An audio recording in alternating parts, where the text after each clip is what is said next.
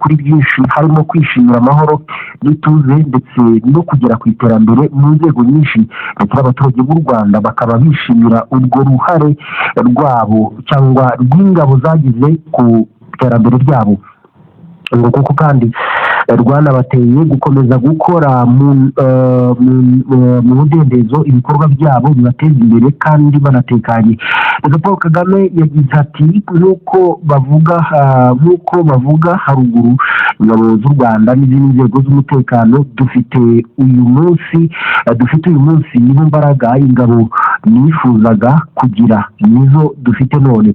Yabashimiye kandi kuba uyu mwaka barakomeje kurengera inyungu z'igihugu banagendera ku nkingi y'ubumwe bw'igihugu agaciro ndetse n'imbaraga kandi yanagaragaje ko bigaragarira ku rwego rwo hejuru ubunyamwuga ndetse no gukunda igihugu biri muri izi ngabo muri uyu mwaka uje. Nubwo Perezida Paul Kagame yasabye ingabo z'igihugu ndetse n'izindi nzego z'umutekano gukomeza uwo mujyo kurangwa n'amahame y'ubunyamwuga ndetse no gukorera mu mucyo nyine biranga ingabo z'igihugu, yanabasabye gukomeza kuba maso bakaba bahangana n'ikibazo cyabaho icyo ari cyo cyose kandi bakanakomeza icyerekezo cyo kugira ngo u Rwanda rutekane rutere imbere kandi rwuzuze ubumwe.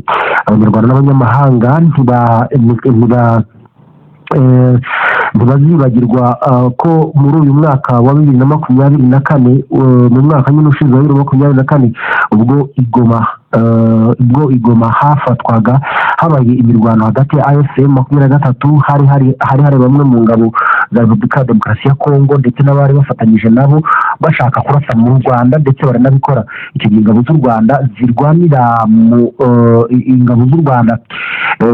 mu kirere n'izirwanira ku butaka zose zifatanyije hamwe maze zigitwaramo ikigabo hakoreshejwe uburyo budasanzwe kandi bugezweho ku isi bwo gusama ibisasu. Hanze y'u Rwanda ingabo z'igihugu ziri mu butumwa bwo kugarura amahoro mu bice bitandukanye kimwe na polisi by'umwihariko mu biri yo kubw'amasezerano ingabo z'igihugu cy'u Rwanda zagaruye amahoro muri Centrafrica ngo ni Centrafrica Repubulika ya Centrafrica ndetse muri iki gihugu muri uyu mwaka nibwo bwa mbere abaturage bagiye mu matora yo gutora perezida ndetse n'izindi nzego. Muri Mozambique naho ingabo z'u Rwanda zabashije kugarura amahoro mu ntara yitwa Cabo Delgado yari yaragujwe n'ibyihebe bikomeye ku mahame akarishye y'idini ya Islam.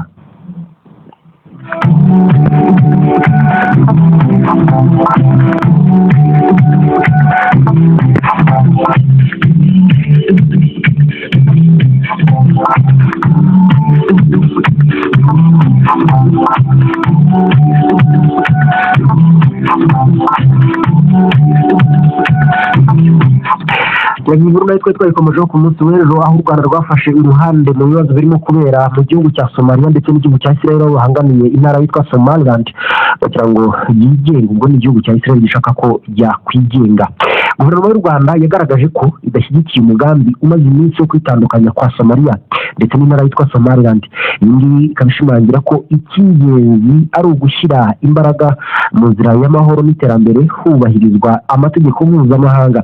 Guverinoma y'u Rwanda mu itangazo yasohoye ku munsi w'ejo yavuze ko iri ku ruhande rw'ibyatangajwe n'imiryango irimo Afurika y'Uburasirazuba ndetse n'Afurika yunze ubumwe kuko birebana n'ikibazo cya Somalia.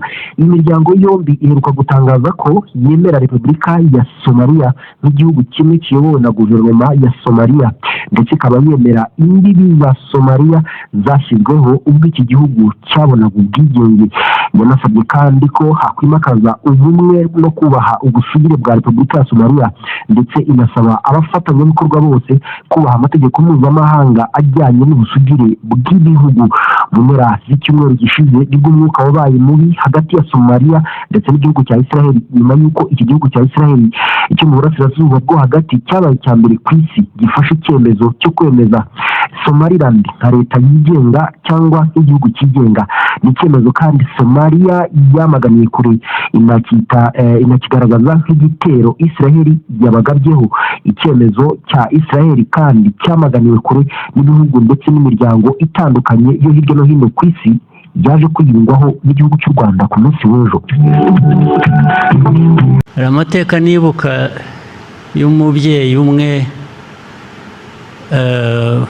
wa za Nyakivara ahantu muri Ankore abanyarwanda babaga, umusaza yohereje abana be 4 baza ku rugamba, bose bagwa ku rugamba. Hanyuma baje kumubikira abana be, ahamagara uwa 5 wari usigaye, yari yashoye inka yagiye, agarutse aramuhamagara ati sha, ati bakuru bawe bakubwiye ko baguye ku rugamba. Umwana yari atarabimenya. Undi aramubwira ati rero kuva iyi saha fata inzira ugenda usanga abandi aho bakuru bawe baguye. Iyo story ndayibuka.